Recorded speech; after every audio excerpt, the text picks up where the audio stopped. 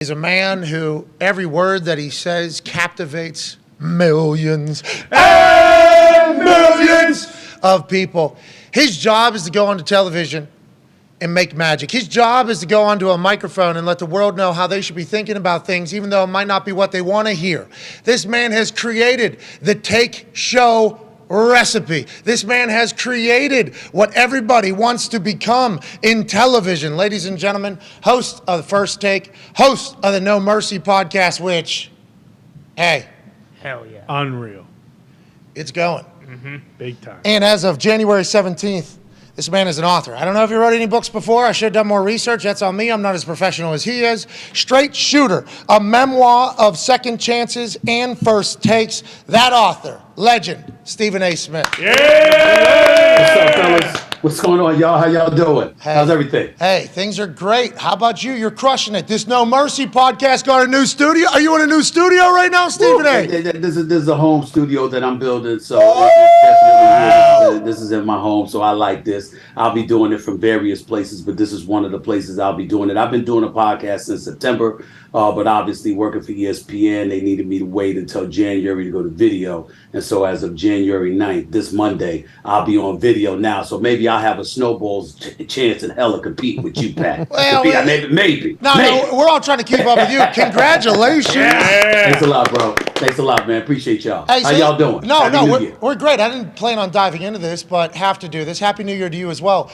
This is your show or ESPN show? You own this show? No, this is mine. I own it. Let's go! Hell yeah. Hey! Yeah, everything. I own it lock, stock, and barrel. It's my content. It's my podcast and what have you. Because I work for ESPN, there was a negotiation that had to take place to get out of the constraints within my contract. But ESPN was extremely cooperative and very, very helpful. I've got a great relationship with Jimmy Pitaro, and he was more than kind enough to allow me to do this. Even though it was a negotiation, nevertheless, I'm here and I'm doing my own thing. And it's not a sports podcast.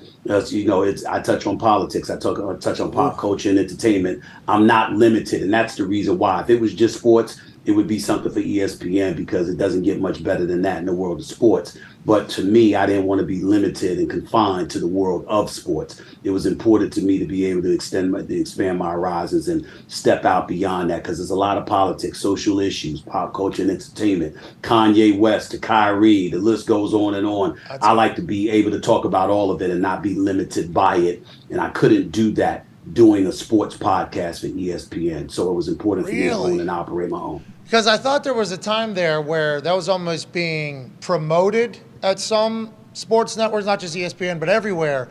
Was that something that you thought you wanted to do more of because they were telling you to do more of there for a time? Or was there a conversation about you should do less politics on ESPN? Or did you just feel like it wasn't the right time or place and you're looking for the right time or place, and that's on No Mercy where you can really dive in a little bit deeper? Or how'd that all come about, you think? I've never been an aficionado when it comes to the world of politics or even social justice issues, but I've always had a passion for current news. I've been a journalist my entire career. And so for me, I've always paid attention to what's going on in the world of news. I started my career off at the New York Daily News. I went from there to the Philadelphia Inquirer, where I got promoted about 9 times and ended up being a general sports columnist. What? Before I got into television and all of that. And so for me, I've always been about what's percolating. What matters to the masses is what matters to me. When Jimmy Pitaro came on board, obviously he made a concerted effort for us not to get into politics per se. And I want to tell you that I stood up and supported him on that, and I still do, because we did get to a point over the years at ESPN where it was too much politics. It was the politicization of too many different things. And with the sports fan got to a point where they were sending a message that they didn't feel like their needs were being met. And so Jimmy Pitaro comes on board, and he instantly addressed that, and I supported that because I think people have a right to get what they tune in to see from you. My argument, however, was, yes, I will give you that. But when I step away and I have other interests, there's nothing wrong with that either. And then the argument was that I was such a big name that whenever you say Stephen A. Smith, that's synonymous with ESPN. Well, also, I'm proud to be a member of ESPN. Please don't get me wrong. And when it comes to sports, I have no issue with it whatsoever. But if I feel some way about a presidential election or something a politician is doing or something that's going on in the streets of America, that's my personal opinion. And I think one of the things that people had a struggle really, really expressing to the brass is that when you muzzle everybody, any little opinion that emanates from ESPN, everybody thinks it's everybody, it's all of us. Yeah. And that's not the case. Pat McAfee does a phenomenal, phenomenal job. I mean, that's an A-list pickup for us doing college football. Okay. Oh, thanks, man. Pat McAfee, yeah, I truly mean that. I truly mean that. You're exactly what we needed. But Pat McAfee and Kirk Herbstreit think differently. You might think differently than Reese Davis. You might think differently than Desmond Howard. You might think differently than Stephen A. on certain issues. Why is it that we can't stand on our own and make sure everybody understands these opinions are not reflective of the network? They're just mine. I got it. And in order to do that, you have to separate yourself from it to send that message. And that's what I did. Hey, congrats on the evolution there, man. Politics numbers are big. Hey, hey, you're owning that whole thing? Those politics numbers, Go. people get real passionate about it. They're not going to be able to separate you as the, you know that though, right?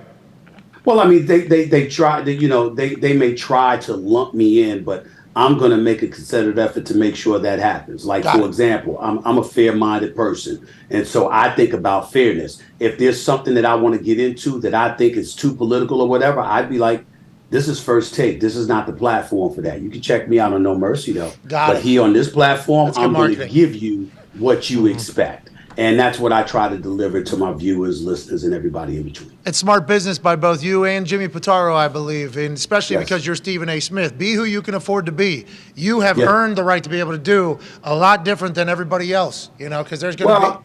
I think you have... I would tell you this. I would tell you this. I want to take a moment to give you props for that, because you know what? As a former NFL player, you come onto the scene and you come into this business. It wasn't me. But there's a lot of people that's jealous of Pat McAfee. There's a lot of people that wish they were Pat McAfee, and they wish that they were in your position. And you know what? They pay attention to the opportunities that you get, but not the work that you put in to get it.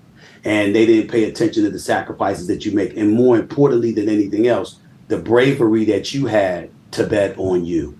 And that's one of the things that, to me, as a guy who's getting to know you better and better every day, what I love about you is that you're a guy that takes chances on you. You believe in you, and you'd be surprised how many of us, including the person you're listening to right now, lack the courage to do that over many years. I was scared to go out on my own. I was raised by West Indian parents, and my mother, God rest her soul, was about putting in the work, punching that clock, going to work every day, getting the job done, going home, saving your money, invest what you can, and have a pension or something along those lines. Pat McAfee of this world is like, wait a minute, there's got to be more to life than that. And you go for it. And suddenly people are looking at you and the resentment kicks in because they're looking at the opportunity that you're getting, but they're not appreciating the work that you put in and the courage you had to exude and display in order to take that chance on yourself. And people like you are what helped me say, F this, I'm going to bet on me. I believe in me.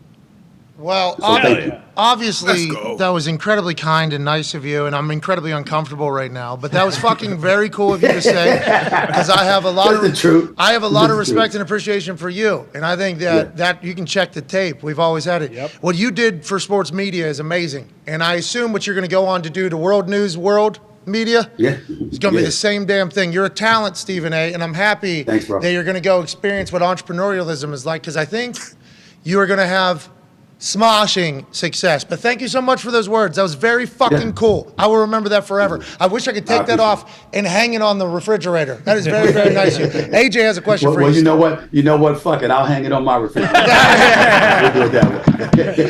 Go ahead, AJ. Stephen A., hey, a quick pivot. I know there's reports out there that Sean McVay is getting courted again by some networks to leave the coaching sidelines and come into the booth. What do you think about that? Coaches possibly leaving a head coaching position in the NFL to go take a gig with a network?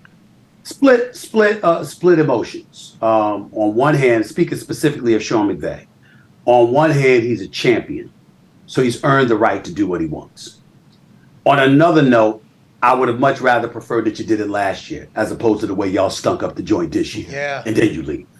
I don't like the fact that if he ended up doing that, I don't want to remember Sean McVay as somebody that couldn't make the playoffs and won 4 or 5 games in the 17-game season. I want to remember him as that champion that walked out of SoFi Stadium as a Super Bowl champion, beating the Cincinnati Bengals and coaching his butt off the way that he did.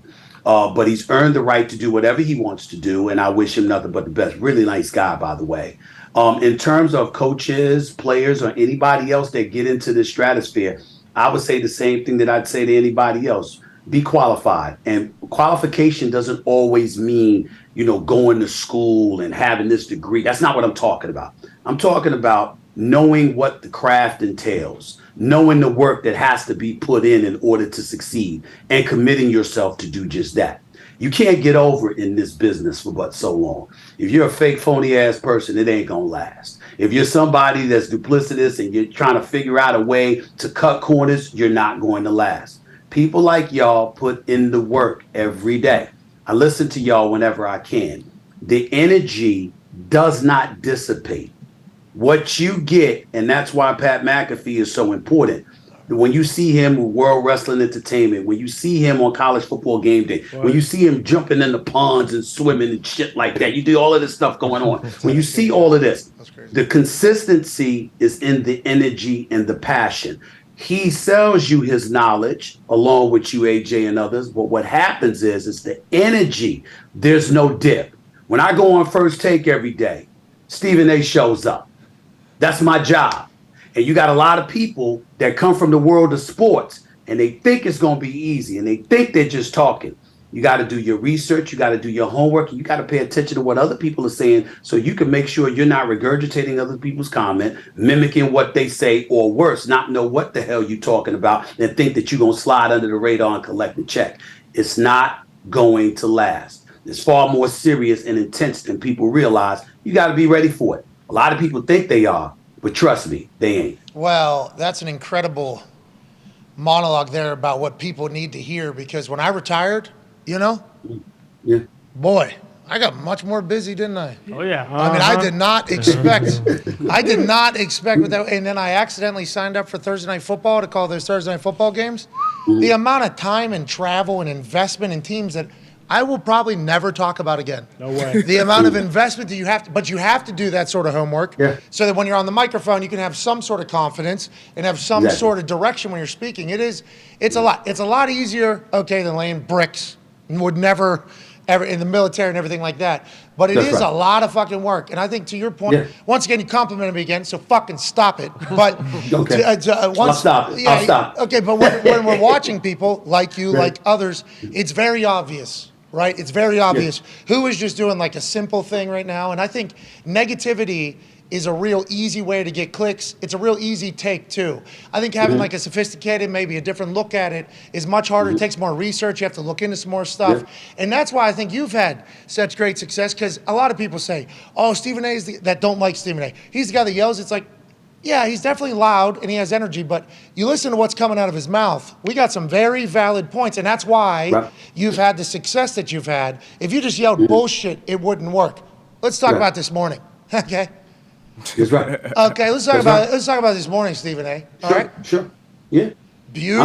Beautiful new set over there. Hey, mercy. Gorgeous. That's a beautiful set. I hope that gets displayed whenever you're being, phoned into First Take, because whenever they decided for First Take to become the Stephen A. Show with Molly kicking ass, but just have a rotating cast come in and talk to Stephen A., more Stephen A., we thought that was good news. This is a good idea. Oh, yeah. Put this guy up against a lot of people. We have a little bit more diversity in this whole thing, and Stephen A. will shine through it all. We fucking love First Take. We watch it every day. Every day on the big board.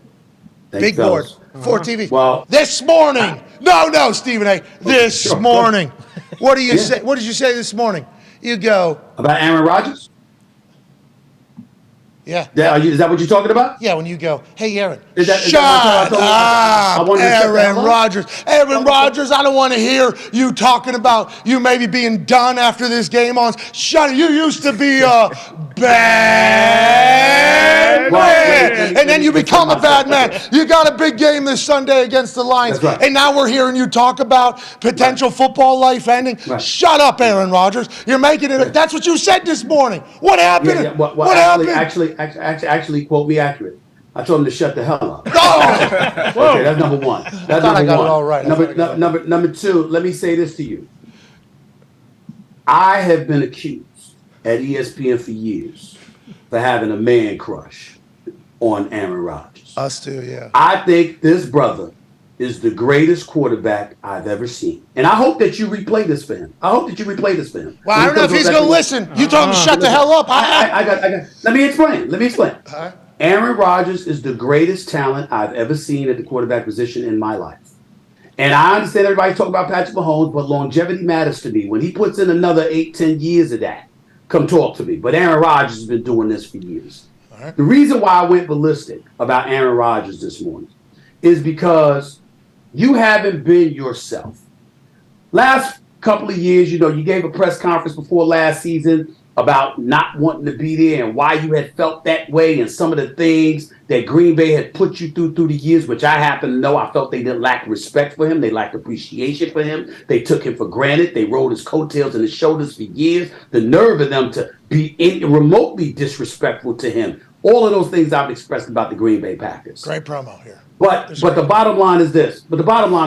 This year, for the first 2/3 of the season, y'all sucked.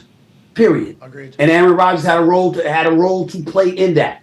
Now, over the last 4 weeks, I think that he's played very well. I think he's reminded us of the greatness of Aaron Rodgers. So we're one game away before the playoffs are to begin after you went 4-8 and your team was stinking up the joint. And you sitting there, well, the memories were nice. And, I mean, if this is it, excuse my language. The fuck are you talking about? I don't want to hear that. I don't want to hear that. I'm looking at you and I'm saying, look, man, even at 8-8, 9-8, you get to the playoffs. They got to deal with Aaron Rodgers. And I don't care about who lost, how many playoff games you lost before. You're Aaron freaking Rodgers. Excuse me.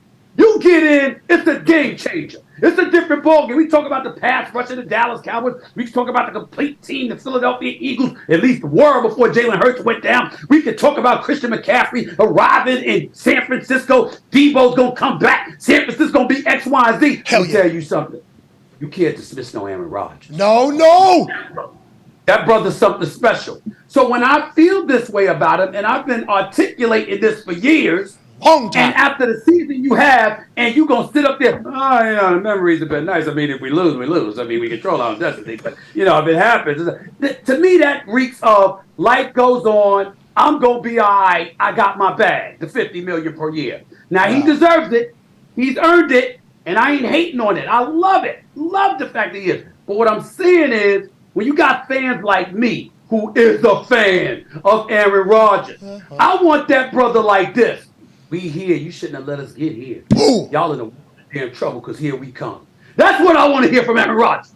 And I ain't hear that. Well, come on, man. Steven, I want to hear that, Pat. Steven, I want to hear that. I think 2 ayahuasca trips ago, maybe, you'd hear that. You know what I mean? He's a little different man at this stage. He operates differently. He was asked, too, about it. I think he was asked about it, so he gave a thoughtful and open answer. But I could see how you would want him to have, hey, let's have a little bit more, hey, what are your thoughts on this maybe being? I want this. Yeah, I understand what you're saying. I could see that, and I wouldn't mind. I want this. If he, with that new haircut, comes out and cuts a promo, and he's like, I ain't worried about any of that right now. I'm worried about the Detroit Lions, the brand new Lions with MCDC. We win, we get in, we're playing our best ball. I could hear that, too. I understand.